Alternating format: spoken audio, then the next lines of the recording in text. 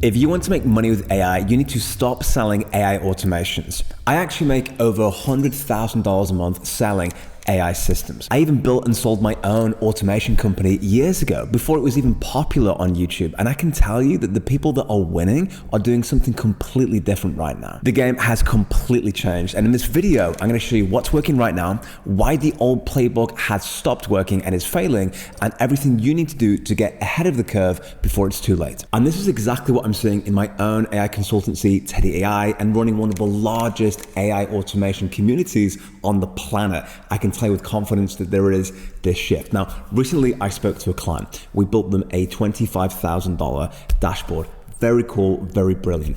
But after we built it, we had a conversation.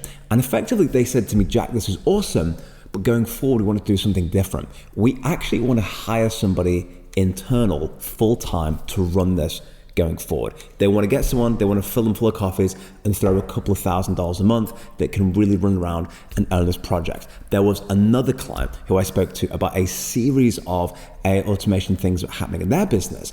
And likewise, I said, great, I want to hire someone with a few caveats. So what's actually happening here? What are we seeing? Well, a couple of years ago, we had this big and beautiful booming business, which was essentially this of travel agents. You may remember it.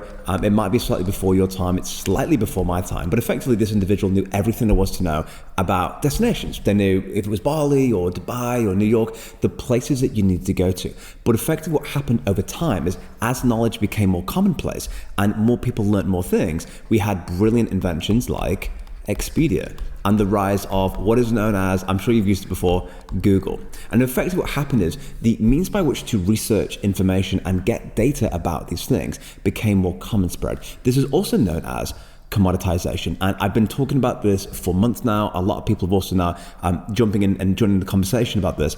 1 year ago, when I was making content on YouTube, I could show you how to connect make.com to Gmail. And that would crush it. Where we're at right now is the commoditization of workflow building. That has two really important effects that you need to understand. I'm going to cover so much in this video that you may or may not be aware of. But effectively what it means is that the scarce skill of building really beautiful workflows is no longer the rare thing. Okay, just like it was with this travel agent when nobody really knew what anything was or didn't have a deep understanding of what it was like in India, she was incredibly valuable. But what is happening increasingly is that there are more and more individuals that know how to workflow build. Therefore, it is seen more as a commodity, and the skill of workflow building is perceived as less valuable for some people. The other upshot of that I personally noticed is that in addition to that, it also has this idea of it must be really easy to do. I always joke to say to get from 0 to 80 with AI automations is pretty straightforward. Going from 80 to 100, anyone can build a chatbot. To build a chatbot that is RAG optimized properly, I'll put a link on screen to a full masterclass I did on that, is a completely different story. But the perception for some businesses is that it isn't that difficult. And we have this commoditization happening. Now, I sold an automation to a large business for roughly $3,000 a month. And that went on for well over 24 months plus. And when I did that, it wasn't because the technical acumen was stargazing and everyone loved it, although it was pretty cool stuff. It didn't take that long to build actually. What actually secured the deal was commercial acumen. Okay, it was being able to build something and actually explain the value of it. And I kid you not, what actually sold it was a simple one-pager exactly like this. I've turned this into a template. I'll put a link down below so you can grab it. I literally highlighted what the new income would be, the time saved, and the failure rate. I called this the critical 3. We're touching on new revenue opportunities, we're touching on savings in terms of time, and we're touching on risk and compliance, which is grossly ignored by almost everybody. But I'm telling you, you want to sell to any serious business, you have to address safety, you have to address compliance. I've even been told by departments, and rightfully so, by compliance heads, if I don't improve this, it isn't physically happening. I say this because it's super important. I'll put a link down below so you can do that. Now, the key thing to understand here, I'm going to get into what this is, what I'm building here in this video, is there's a large degree of skepticism in the market. And I want to talk about the market, because if you don't understand what's happening in the market, you're never really going to be super efficient. There's been 2 years now of failed projects, people running around and not really understanding what they're doing with AI. People consulting to businesses that only really know how to build chatbots and have watched a day's course on Zapier, and they don't really know what it is they're doing. They don't have any understanding of this. So there is a slight skepticism by some businesses. And what I cover next is the antidote for that and the strategy that is actually working right now. But I can't do that until you understand the biggest positional mistake that people are making. Imagine that you are this travel agent that we spoke about before, okay? And we're getting people from the UK over to Maui. What most people are doing in the space, I've noticed, is they are selling the flights. They are talking about things like, we have really great RAG. We have really good AI agents. And this is littering pretty much all of their marketing material, their position, their conversations. People don't care about the flight, people care about the destination. You don't sell grass seeds, you are selling a beautiful, a luscious green lawn. So what we do is, instead of features, we sell the value of the thing benefits. So for example, instead of selling something like, we're going to put a RAG system into your business, or we're going to put a chatbot into your business for growth, you're going to say, we get you 20 new leads per week. That's something that they actually want. The way that you deliver that is completely different. Again, it's this fundamental idea of people are buying always a transformation, and they're not buying tools. People are not interested in buying AI. They just care about what AI can do. And again, you have to bear this in mind with everything that I've just explained to you. Now, this is great, but how do you actually get these clients now going into 2026 to build something that's super successful? Well, imagine having clients given to you every week on autopilot without having to do anything. Well, this is the reality for a lot of people, and actually in AI Automations by Jack in the community, there's several examples of this, and one individual in particular gets a client referred to them every single week by other people, and that's because of one very simple thing: niche. All right, beautiful. So why have I got a Veritasium video on here to explain this? So think about it like this. You probably remember this game of 6 degrees of connection to Kevin Bacon. The idea is that within 6 degrees, you could connect to anybody in the world. But actually, what's really important with your niche is having something that not only that you could articulate, but if I were to ask your 5 closest friends, what are you known for? Like, say you ask my friends, what is Jack known for? Would I get 5 different responses, or would I get one response across all 5? That's an excellent exercise to run. I did it in my accelerator. I encouraged them to go and actually ask people this question: what am I known for? Effectively, what we want in this network effect is for everybody to know you as one individual. Okay, and remember, the nicher that you go, the faster that you will accelerate. So let's say, for example, you were known as the WhatsApp systems guy, okay? And you said, look, I know voice, I know RAG, I know all this stuff, but honestly, the only thing that I do is I build profitable WhatsApp business systems for businesses. That's it. Who do you think I would refer, anybody would refer anybody to the second there's anything WhatsApp related? It's you. So it's not just your network of 100 people you get access to. You get the access of their 100 people. So effectively what you're doing, and this is like the worst grid in the world, but you kind of get the idea. You have your network of people that may need that service. And then if anybody in their network of 100 people also need it, you now have effective exposure to 10,000 people that know you as a WhatsApp guy. When we did the data on this to find out where people actually getting their first 5 clients, what we found out was over 80%, roughly 82, 85% actually, came from personal network and referrals. It is literally, that is literally the source. Like, you need a niche and you want it to be specific. There is one caveat to that. I'll come to that in a slightly better video. So the first thing we want to do is have something that is clearly articulatable about the thing it is that you do. So in other words, it is known as specific, okay? Now the second thing is a really interesting one. The second thing is we want to get people that have more time than money. This is so important. Honestly, some people, and I find this myself, like clients, like you will literally arm wrestle them to get $500 out of them, but other clients will drop like £100,000 with very relatively little concern in the meantime. The third thing you want to do, so we've got something specific that you do. I help X get Y benefit, okay? Second of all, we've got clients that have money, because if you're going to sell to anybody, you may as well pick people that have more profit to spend. Remember, because proportional to their income, it makes a significant difference. Number 3 is what I always call your 1% skill sets. And the reason why this is so important is because it's your background. If you have no background, that's okay. You can figure it out. You're not bound by your background. But a simple concept here is the fact that if you've had 20 years experience in real estate, you understand their problems better. You actually just get it, and therefore you're able to articulate the thing to them in a better way.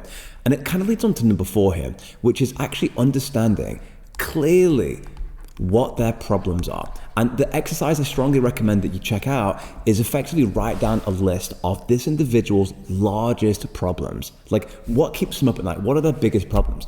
And effectively the strategies that you pick the top 3 biggest problems, and then you create content to solve those problems, and you build your business around solving that thing once you achieve resonance from that customer. Now, if you're somebody who hasn't got the first client yet, this is what I call the band client, okay? You have to get this band client right here, right? And what do I mean by band client? By any means necessary. For example, what I'd encourage you to do for your first client is get it out for free. I'd recommend that you create a post that looks something like this. Hey, my name is Jack. Do you know any insert niche making, that qualifies that how much money they're making, who wants to get in desired result? I'm building this for free for 2 businesses. My only ask is for a great testimonial when and if you absolutely love it. You want to get your first experience locked down and get sorted out. So in 2026, there are 4 components to a successful AI agency. From everything that I'm seeing, and this is a strategy that I am personally following. I'll never encourage you to do anything that I've not done, doing right now, but I'm not seeing to be working. And the first one here is some kind of free content, okay? Free content, or it could be a freemium model. Now, here's an interesting thought experiment for you. I want you to think of the largest AI agencies that you know in the world. Of course, the beautiful, the phenomenal Teddy AI, but if you were to really jot down and think about it, what you would notice is in everyone that you list, and do this, feel free to pause a bit and think about this, is they all have one interesting thing in common. And do you know what that one thing is? Media. Okay, this is the kind of point that everyone is leaving out here, right? You can get lots of clients from reaching out on loads of different platforms, and email and Upwork and LinkedIn and Instagram. Of course you can, 100% you can. Yes, we've done it, it's beautiful. But here's the thing, if you want long-term growth over multiple years, you want to build up and create a brand. And to do that, we create content that solves a problem for an avatar. For example, that's one of the things that I do in the education arm of my business, right? Is I know people that have a specific problem, and I try and add as much value as I possibly can based on my own personal experience that I've seen work to shorten your distance from where you are to where you want to get to so you can crush it. That's basically the whole game. You'll notice that a lot of large AI agencies basically create leads from media. They do, 100% they do, because they're creating content that businesses watch and consume and think, I need that thing, therefore can you build it for me? Which is a lot easier sometimes than manual outreach. So what I'm saying to you is actually guys, get on the game, start building media. That could be LinkedIn, that could be YouTube, it could be Instagram, it could be any platform, but you want to start creating a brand asset. So a successful business and beautiful model is going to have some kind of free and freemium product offerings. That could be education, could be lead magnets, but if you can, you want to be creating media. Now, the second component of the 4 is what we call the diagnostic. And this is a really elegant business model. You can make money in any business model you want to, of course. You can just go on Upwork, you can just reach out to people and say, hey, I'll build a chatbot for $1,000 or $4K, whatever.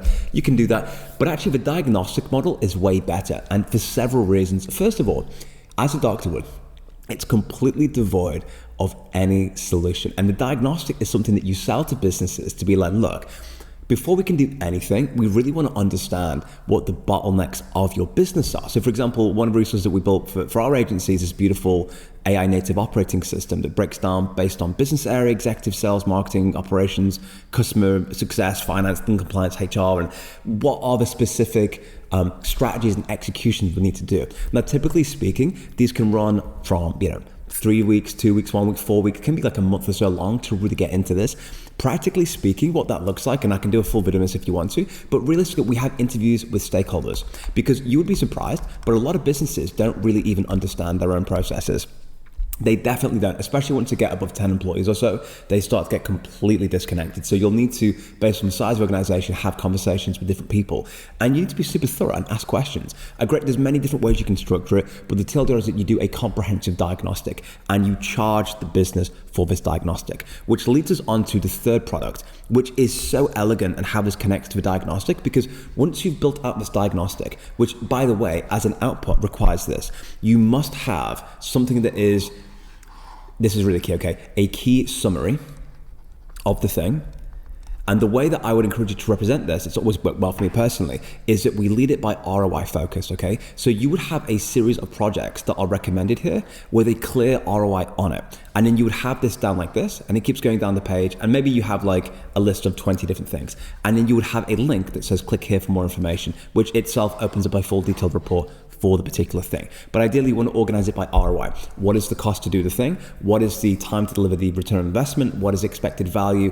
What is required? And you hand it, it's almost like an executable blueprint. Now, when we're doing the audit, we're looking for a couple of things. We're looking for bottlenecks with a capital B. We are looking for risks. We're looking for compliance. We're looking for ROI opportunities.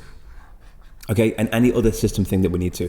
And it should itself be a standalone product that'd be extremely valuable. Now, the beauty of this is once we've built that, we can then have a second conversation along the lines of, great, you've got the diagnostic, that's sick. Now let's talk about the third part of the business model, which is a transformation.